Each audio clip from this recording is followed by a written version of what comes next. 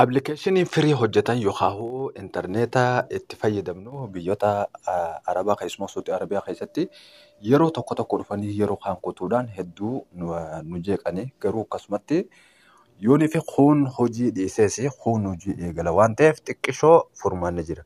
Assalaamu alaikum warahmatullahi wabarakatuh. Ashama harka fuunni jirra jirtu isiniin jecha buleentiyyaa.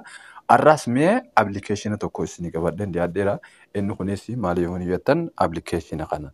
GS Tool kayyuu kana appilikeeshiniin kun ammaaf ni hojjeta warreen irraa fayyadamuu jirtan fayyadamaa jecha warreen ammoo amma duran fayyadamin akkamitti akka irraa fayyadamtan settingii isaa isin agarsiisa. Mee inni kun akkamitti hojjetu jira kan jiru dura YouTube hogguu seennee ilaalle YouTube ni hojjetamu hin hojjetu yoo ni fayyadne anamma isa kanaan keessaa qaba YouTube hojjetaa jira akkuma ilaaltanii gartan inni kun hojjechaa jira. Akkasuma viidiyoo kana guutuu hogguun gadhiisuu YouTube gadaa oroo jalatti waan hin gadhiisuu fi YouTube gadaa oroodhaa hogguu dhuftan subscribe gootanii mallattoo notificationidhaa ol godhuudhaan maatii keenya ta'uu hin dagatinaa isiniin jechaadha. Appilikeeshiniin kun akkasuma wanni inni hojjetu TikTok liivii tokko illee fakkeenyaaf ni hojjetamu hin hojjetu irraa caalaa kan dhugaa anaaf amma akkuma ilaaltanii gartan kana saffisa olaanaadhaan TikTok liivii illee ni hojjeta. Settingii isaa akkamii inni eessaa argama yoo rifa jettan taate kuni akkuma yeroo waan maarketii keessaa gabbuufamu arraas achuma dhaqxanii gabbuufattan kuni gabbuufachuu waan nama dhibuu miti jeeti yaada. Ogguu aseentan GS Tool yoo itti barreessitan isa kan inni argattanii GS Tool yoo jettan inni nu isiniif baha jechuudha. GS Tool ammaan tan nuti barbaannu isa kan jiru waliin keessa ilaalla. Appilikeeshiniin nuti ammaan tan barbaannu kun isa kana isa lammaffaarra jiru kana ammaan tan hojjechuu jiru isa kana dhooynee mee aan amma gabbuufadheen jira isin ammoo gabbuufattan gabbuufachuun kun nama dhibu yaada. Irratti hogguun dhahee amma inni kun hojii irra jira. Akkuma ilaaltanii gartanii mee dhaamsinee garagallee yooniif ilaalle akkami kan jiru ni dhaamsa fakkeenyaaf yooniif hin dhaamse